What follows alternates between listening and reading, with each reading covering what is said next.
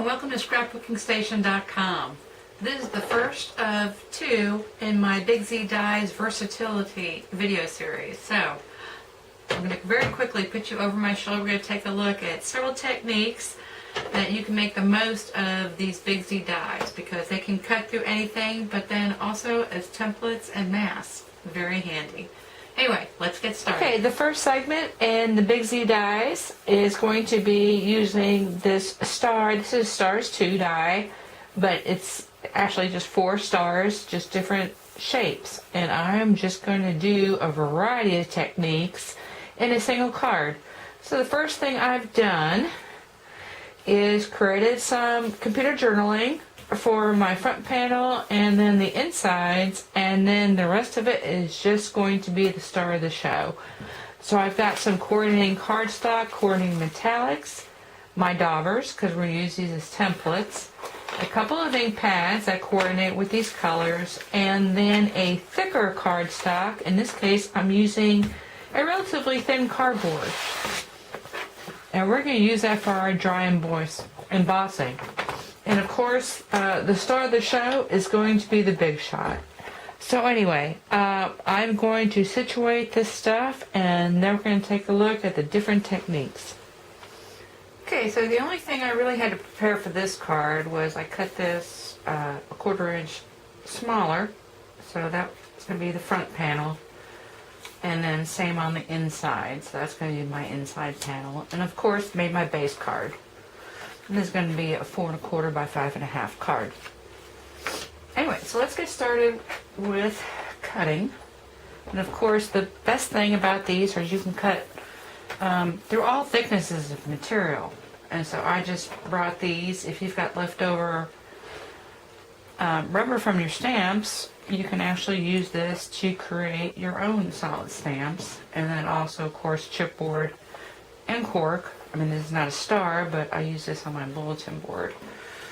So anyway, in this segment, I am going to actually put this through, but in future videos on this big shot, I am just going to show you the pieces and what you can do with them. So I'm just going to lay these one on top of the other because this is all just cardstock and paper.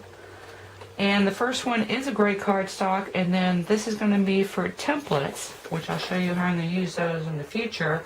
And then I've got a piece of double-sided pattern paper, and that's good because I can move them around. And then, of course, my brushed silver cardstock. So I'm going to lay all that together, make my little sandwich, and roll that through.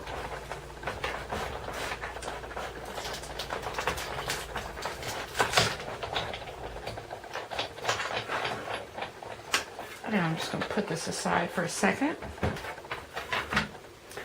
But when you pull the sandwich, you can see I've got all kinds of stars and the other thing you want to do, make sure you peel these away, because I've done it before where I've glued one on and realized that I had a layer of them. So anyway, I've got all these stars that I can use on my card front.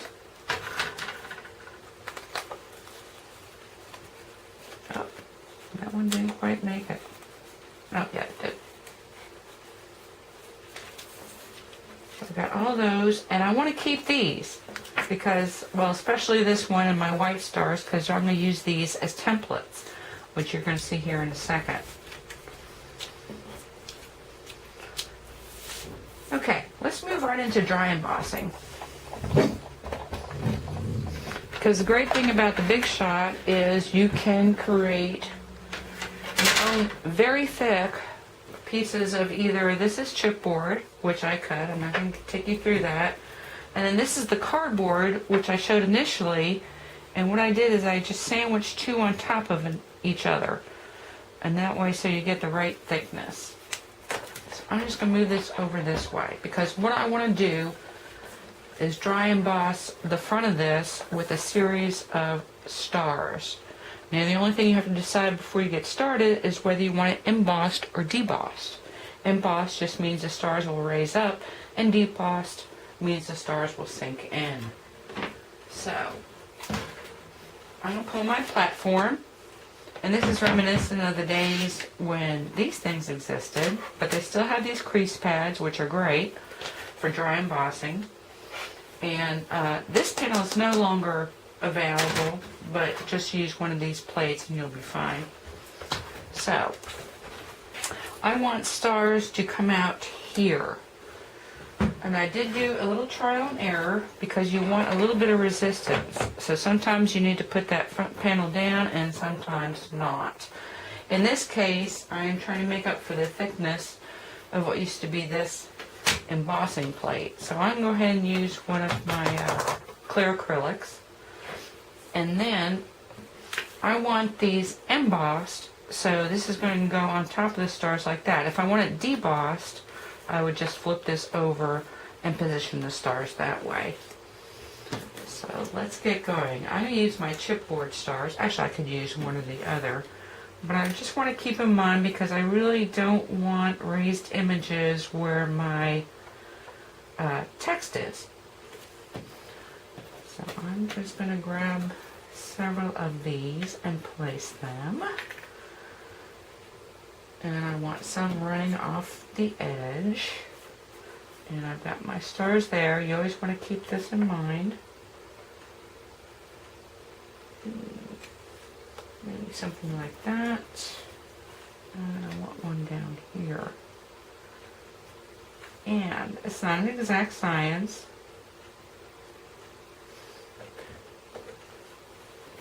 Now these crease pads are still available and I'd recommend you get one, but if you have a thick piece of cardboard, that will work also, only it will texture the rest of your panel as well. So I don't know if you want to do that or not. But you could try a piece of foam or the material store. Now I've got this panel, but you could just as easily use the other piece of acrylic. And the thing that you want to do, and like I said, I ran through a couple of trials. And I'm just going to show you that because you want to be able to put this sandwich through with quite a bit of resistance. So, let's go. Oh yeah.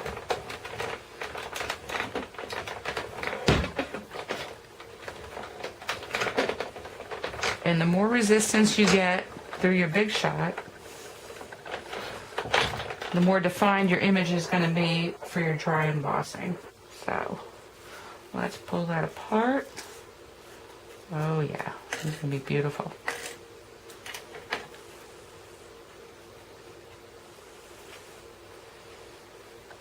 And there you go. Hold on, let me move some of this out of the way because I'm pretty excited. It turned out really nice.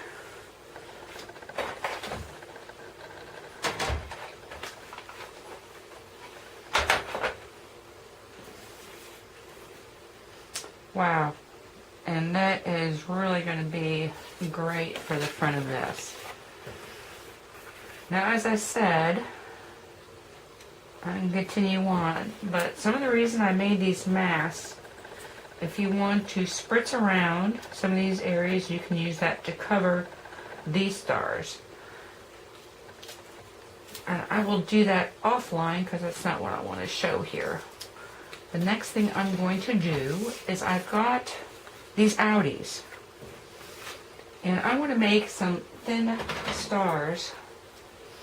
So what I'm going to do, let me start with this one. And all I want to do is trim around. Actually, the metallic is the most interesting of these. And so you can see where I'm going to create an outline of a star. And when I create a section here that runs across there, those will add interest. Now the other thing I'm going to do, which is great, and let me pull my template piece, that would be this one. And so, there's a couple things I want to do here. And actually I'm going to pause the tape because I don't have everything I need, but I'm going to use my ink pads and use these as templates. So I'll be back in just a second. So now I'm going to use the leftover pieces. Actually, I made a template out of my, this is just printer card stock.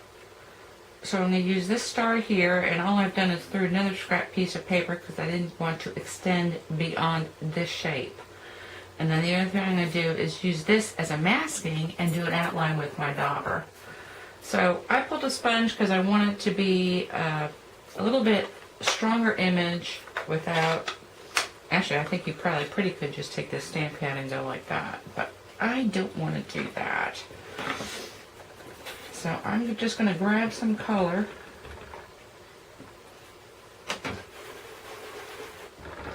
on my sponge.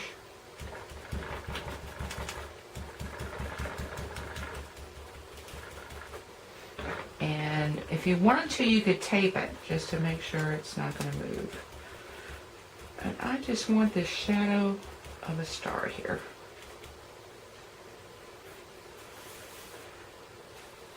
And that's great. And that's why your big shot, I mean, don't throw these away because that is really cool.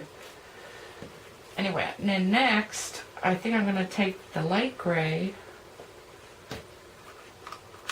and use this as a mask.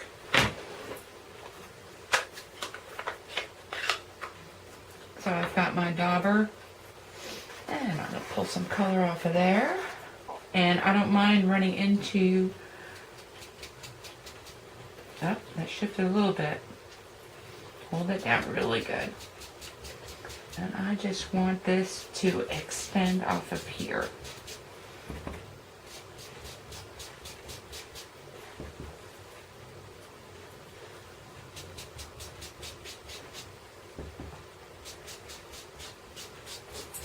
Now, if you really want to be frugal, I mean, you could use the back side of these other stars that you cut out because they're not going to show on the front of your card.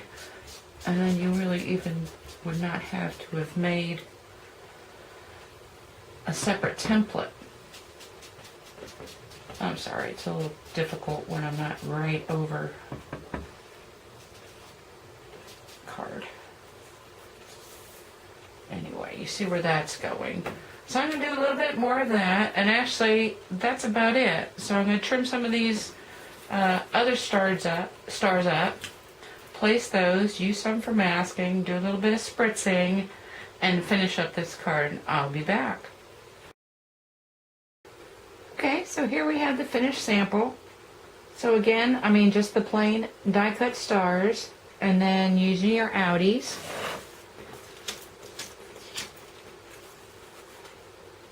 To create these outlines, and then of course being able to cut a thicker material in order to dry emboss.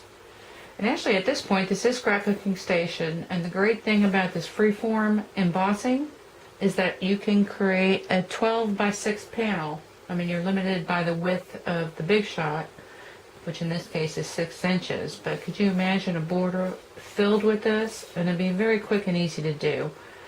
Now the photo I took is I actually used my leftover pieces to mask. And at first I just laid them on top, but when I used my spritzer, one blew off and I got these dots on here. It would be quite a bit more striking. So after that, I took some Scotch tape and just kind of popped those on there. But you could use glue dots as well because they come off easily.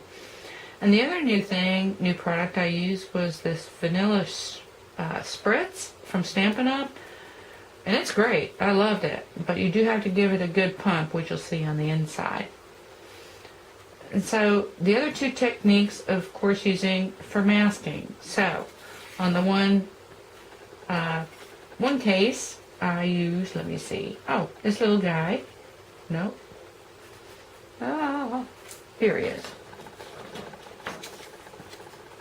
So I masked this little guy and then inked him up.